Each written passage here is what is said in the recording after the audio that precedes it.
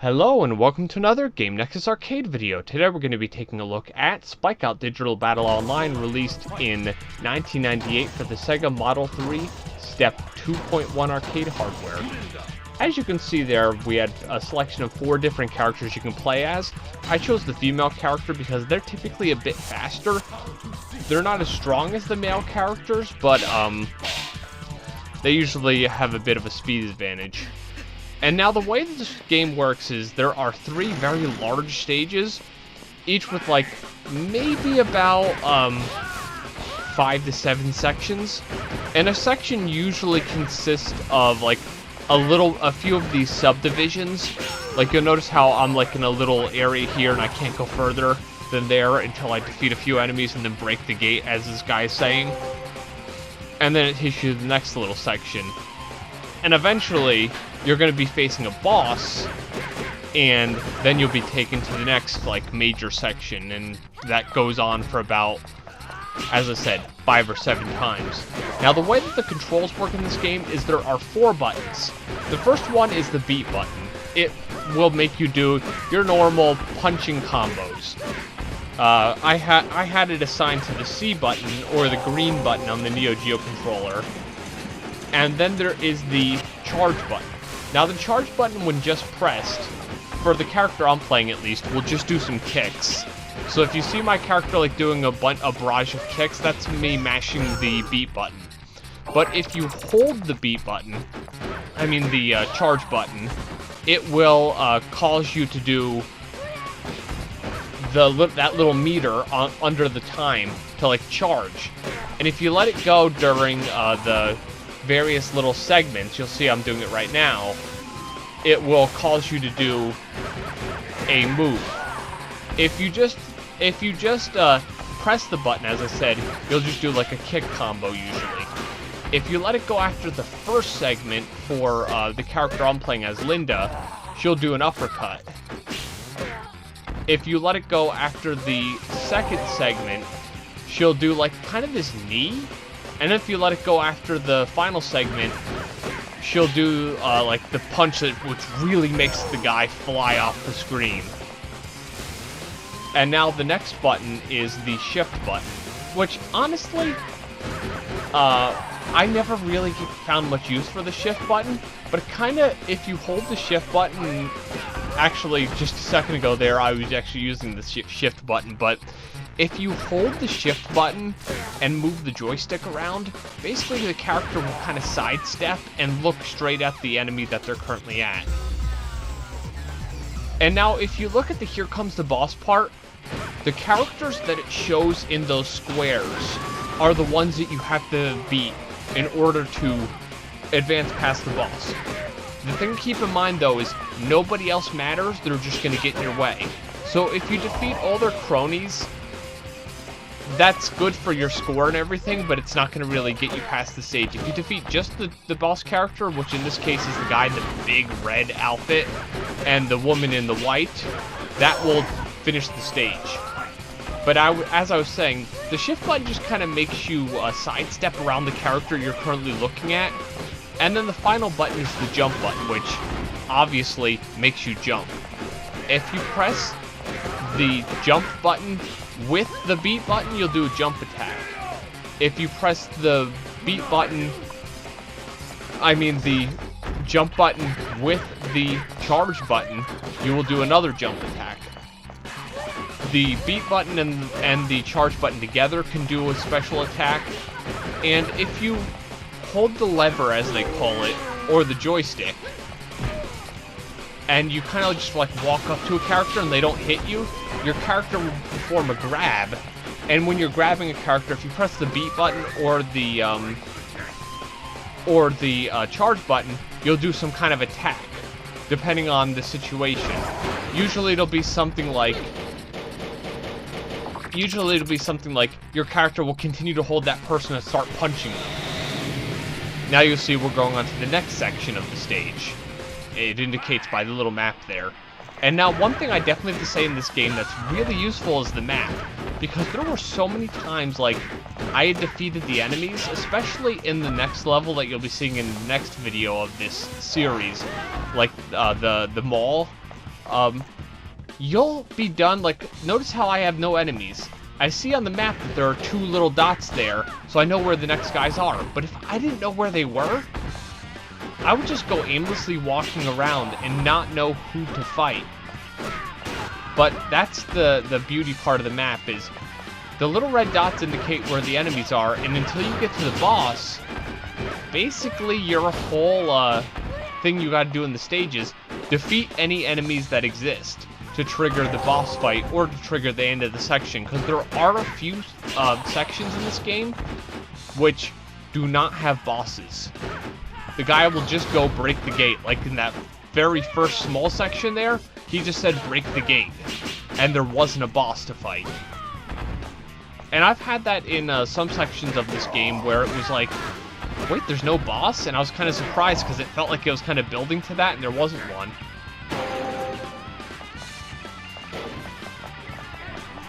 And that's the basic gist of how this game works. And now the cool part about the setup for the Sega Model 3 Step 2.1 is up to 4 of these can be linked for a complete 4-player game. Because the thing is, if you notice how the camera moves behind your character, there would be no way of playing this game and having more than one character on the screen, and it couldn't like all zoom out Gauntlet Legends style, or by the time all 4 characters were on the screen, you would kind of all look like little ants. They'd have to be so small. But basically, each player would have their own screen, their own controls, and their own Model 3 arcade system, and you'd have up to 4 cabinets linked. So as I said, the camera would follow all 4 characters. And then, just like if you noticed in my intro video, the other players would just see player 2, player 3, player 4 as characters on their screen, and they would have that good third-person perspective where the camera always followed them. You'll notice the camera zooms out every once in a while, but it doesn't really affect too much, so it doesn't like zoom out a la Gauntlet Legends or anything. And now the only other attack that you have here, which is a really good attack, is the super attacks. And that is done by pressing punch, charge, and jump at the same time. And as you can see those little lightning bolts under my super attack thing, it will use up one of those. So I can only do 4 right now. And the only way you get those back is to defeat certain enemies sometimes, and if you die, you instantly get 3. So your next coin, or of course in this case, since I have my board set to free play, if I die, I will get another few. If you saw that thing where Linda, yeah, she just did it right there, she does the twirl around, that's the super attack. And now, I don't know if it's shown in this video, but if you're actually grabbing a character and you do the super attack, everyone does it differently, but what the character I'm using will do is she will grab onto the character and twirl around them, hitting everybody, and then she'll slam them at the end. So it'll kind of be the equivalent of a throw super attack, so it's kind of cool. Now, as I said, this game was released in 1998. I'm going to read you a bit of the information that they have here. And this, of course, was the first game in the Spikeout series, which was released in 1998 with a follow-up edition called Spikeout Final Edition in 1999, which basically was just a modified version of what you see here. Now, getting into the development a little bit, development began in April of 1998 with a development team consisting of AM2 team members that worked on Virtua Fighter 3 and Scud Race, with a few from Fighting Viper's team as well. Special difficulty was reserved for the implementation of the multiplayer network. Although the team was already familiar with networking due to the experience with most of AM2's numerous driving games, as Spikeout was a game that featured more character data than cars, they endured numerous trials of getting it to function properly. Because, you know, when you're playing a racing game, all you have is well, player 1's car is here, player 2 car is there.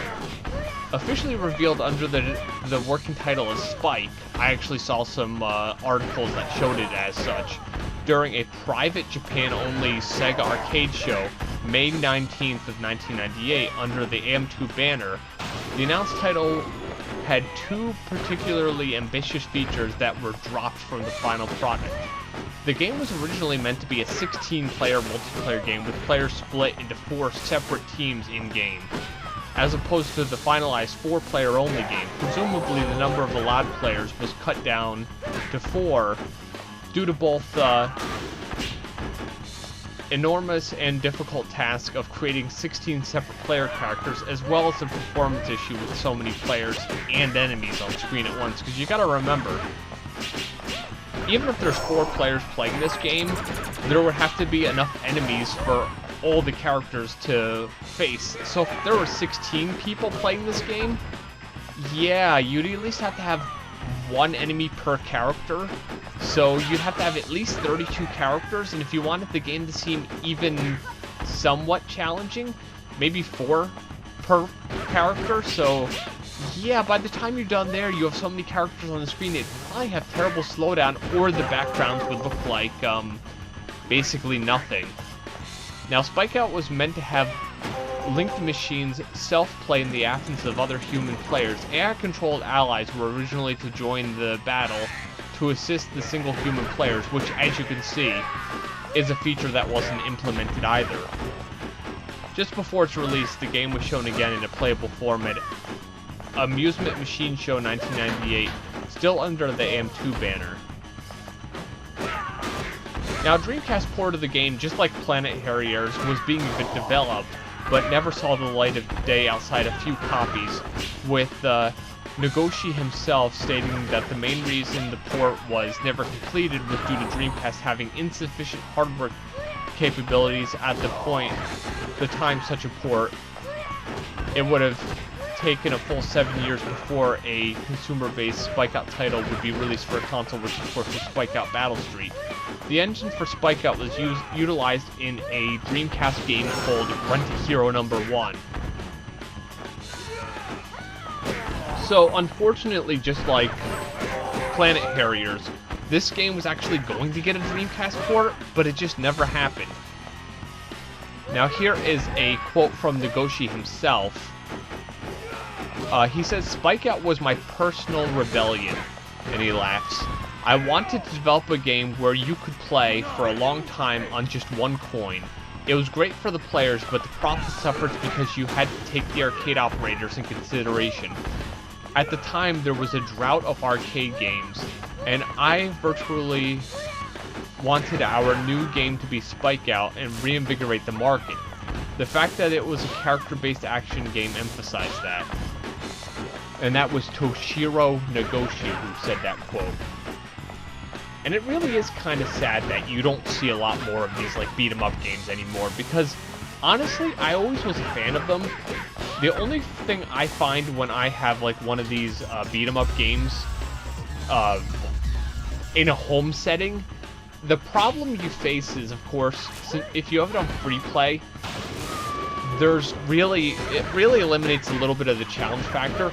Although, mind you, when you see me playing here, I'm not exactly, like, just letting myself get hit as much as I possibly can. I'm trying my very best because I just want to give you some compelling gameplay. I could just, more or less, put it in autopilot and just mash the beat button, but that just wouldn't be really fun to watch. And honestly, considering the gameplay that you're going to be seeing in a few videos here takes a total of 2 hours to play, if I didn't, like, differ the gameplay and do all kinds of different moves, it just would have gotten very, very boring to play. Now, a game like this reminds me of other 3D beat-em-ups, kind of like the PlayStation game, or even the N64. It had a version called Fighting Force, which of course was originally a game going to be called Judgment Force for the Sega Saturn that got cancelled and eventually ported to PlayStation. But these games, of course, are very fun to play on your own. but they're even more fun if you have somebody else to play this game with. And now that's a time when I really had to use the map in order to find the gate, because a lot of times when you're playing a game like this, you don't always end up at the end of the level when you defeat the boss, because since this game kind of has a free roam aspect to it, you inevitably will end up somewhere in the stage when you're fighting the boss. Although there were quite a few times in this entire gameplay where I kind of did end up fighting right at the end of the stage, and therefore it said break the gate, and then like the wall to the exact right of you starts flashing. You're like, oh wow, that's easy to find the gate. And now as far as the legacy of this game goes, Spikeout, it has a total of 3.5 to 4 games, however you want to slice it. Of course, there was Spikeout Digital Battle Online, which is the game that you see me playing right now, which was released in Japan arcades August of 1998. Or, of course, according to a different article here, it's telling me September of 1998. Then it got a European and world release in December of that same year. Then Spikeout Final Edition, which was a kind of enhanced version, it had extra stages and whatnot, got released the following year. That's why I say 3.5, because Spikeout Final Edition, kind of like Street Fighter 2 Championship Edition. And now, what you see me doing here is me just desperately trying to pick up the weapon. And if I recall correctly, the way you picked up the weapons is you pressed the beat and the charge button, and that picked up the weapons. But you had to press them together, and it was kind of weird and didn't always work. But as I was saying, Spikeout Final Edition is kind of like Street Fighter 2 Championship Edition, whereas it's not a brand new game and it's not reinventing the wheel, but it is a new release that adds a little. Now, that following year, the year 2000. Now, as I didn't say, both of those games, of course, got released for Sega Model 3 Step 2.1, which is the hardware this is running on in this video. So, if you didn't catch the whole arcade video, actual hardware, this is running on the real board. No emulation here, so there's no point in asking me for the ROMs, because there's no point in me getting the ROMs when I have this big arcade board sitting next to me. Now, as I was saying, the following year they released Slash Out for the Sega Naomi board, and that was a ROM cartridge. Although I hear there was a Naomi version, a Naomi GD-ROM version of Slash Out as well, which it seems like they're exactly the same game. There's no difference. One just has to load onto your DIM board. And then the following year, it looks like it might have been exclusive to Japan. There was a game called Spiker's Battle, which is the fourth or 3.5 game in the Spikeout series, which retains kind of the whole gameplay that you're seeing here, but instead of being a free roam brawler like this, basically what you had in Spiker's Battle is you had this kind of fighting game approach to it. So basically, you chose one of the 4 main characters, just like you'd have here, and you would go through stages. But instead of it being one-on-one, let's say you'd have Linda here, and then it'd be Linda versus 3 characters, and you do 2 rounds of that, best of 3. So that's how Spiker's Battle was, which I do have that game, and we'll be featuring that game in a later video. But it's just kind of a weird concept. They take what you see ahead of you and try to make it into a fighting game. And then finally, all those entries, Spikeout Digital Battle Online in 98, Spikeout Final Edition in 99, Slash Out in 2000, and Spiker's Battle in 2001, were all arcade exclusive. None of this, unfortunately, ever got a console release, even though these games would have been awesome on a console. Even if you had to link them, just imagine Spikeout Digital Battle Online or Spikeout Final Edition on Dreamcast. Even if there was some kind of weird network thing where you linked 4 Dreamcast consoles and played Spikeout, that would have been so cool. But as I was saying, all these games were all arcade exclusive. Now this is another part where the whole map came into play because I had to find these guys to keep the level going. But as I was saying, finally in the year 2005, the game Spikeout Battle Street got released as a sequel to Digital Battle Online. And I've had people misquote this to me and say, oh, well, this Spikeout game, it got released on Xbox as Spikeout Battle Street, and I have to tell them, no, it didn't. Spikeout Battle Street is a sequel. That's kind of like saying, oh, well, you know Super Mario Brothers? That already got a release, Super Mario Brothers 2. It'd make as much sense as saying that, because they're not the same game. But, that was all the way in 2005, and from what I understand, Spikeout Battle Street was actually a fairly low release number. If I recall, only about 2,000 or 3,000 copies got released.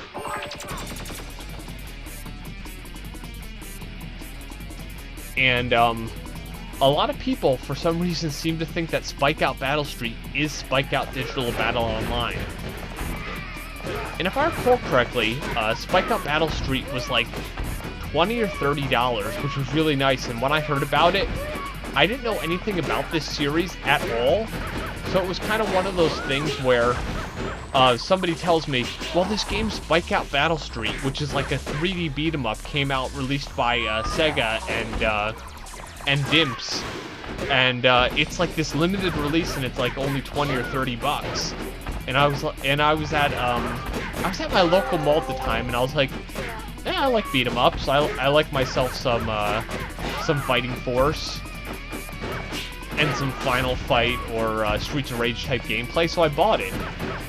And the thing that always annoyed me so much is in Spikeout Battle Street, they would always call this one character Spike Jr., and they'd always talk about what happened with his father, and I thought to myself, I guess that's kind of cool to see that he had a father, but where did this other story go? And it wasn't until later I did my research and found out, oh, well, Spike Sr. was in this game. And like the one character, Spike, he's that bigger character that was shown in the demo, who was doing all the press this button to punch, press that button to kick. He has this like little kid with him who at first is on his back. If he gets hit, he gets thrown to the ground, and then he mimics Spike's moves. It's actually kind of cool. At some point I might actually just make a video showing the gameplay of the other 3 characters, you know, just showing that initial one area and just show their various moves. It's just kind of cool how like little Spike Jr. Ends up like mimicking Spike's moves. And I thought to myself, that's kind of cool.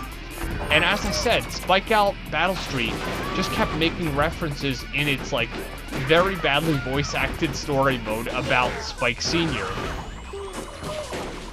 But yeah, that was actually a pretty good game, and unfortunately, due to the fact that Microsoft took down Xbox Live in like 5 minutes after that game came out, you couldn't play it online for too long, and unfortunately, due to its small release, I never found another person to play it online before Xbox Live went offline. If you ever played that game with somebody online, let me know. I would like to really know. And I remember when that happened, the special attack thing went into that little like, cubby hole there. You can't walk in there, so no matter what I did, I couldn't get that. And I always hate when games do that, like it glitches, and the way that the actual power-up gets thrown, it gets thrown to a, behind an invisible wall. And now, I don't know if I mentioned it earlier, but an easy way to remember if a character is a boss or not, if their life is yellow, they are a boss. If their life is green, they're an enemy. So if you fight a character and you see they have green life, they're an enemy. If they have yellow life, they're always a boss. And I remember a few times during doing this gameplay, I actually did the special attack, and nobody got hit by the special attack, and I thought to myself, oh, what's the point of that?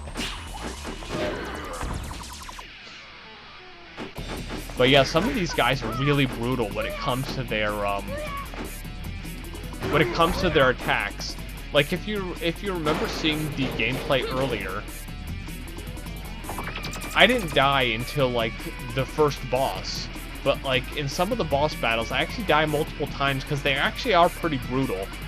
Unfortunately, I don't think I realized how to do the special attacks. I mean the picking up the weapons until sometime in the mall. So you're not going to see me use any weapons in Diesel Town here, which that's the name of the first level. The 3 levels in Spikeout Digital Battle Online are Diesel Town, the mall, and the opera. Off the top of my head, I don't remember the fancy names they gave the mall or the opera. Oh, if you saw that twirly thing that she just did, that was the special attack while somebody is grabbed. And if the other enemies are really close, they will get hit by her twirling around. So that's what that looks like. I'm just glad that I had it actually done in the gameplay so you could see what it looks like. Otherwise, it's just like me telling you something. And I've actually had people, like, if I mention something like that and they didn't see it in the gameplay, they're like, oh, well, I've never seen that. And I'm like, it's not that I'm lying to you guys. I'm just trying to tell you what I've read and what I know about these games. And that's one thing you'll always get in your beat-em-up games. You're always going to get one of those areas where there's like 3 or 4 different characters all beating you up at once. That's why that special attack, the super attack, is actually so good, because if they're all surrounding you and you do that attack, it's usually like a spin sweep that will hit everybody on the screen at once, and that is very useful, of course. And unfortunately, when I was done this gameplay, since I hadn't like done this like godly gameplay where I got through the whole game without dying once, I didn't get a high score, because every time you continue, you end up losing your score and your KO count. Now, just I had mentioned earlier, the only guy who's the boss is that guy who just like slapped me a lot. All these other guys are just like kind of distractions to distract you from the boss. Because if you notice, when he's hit, his life is yellow. When anybody else gets hit, their life is green. That just means they're a regular enemy.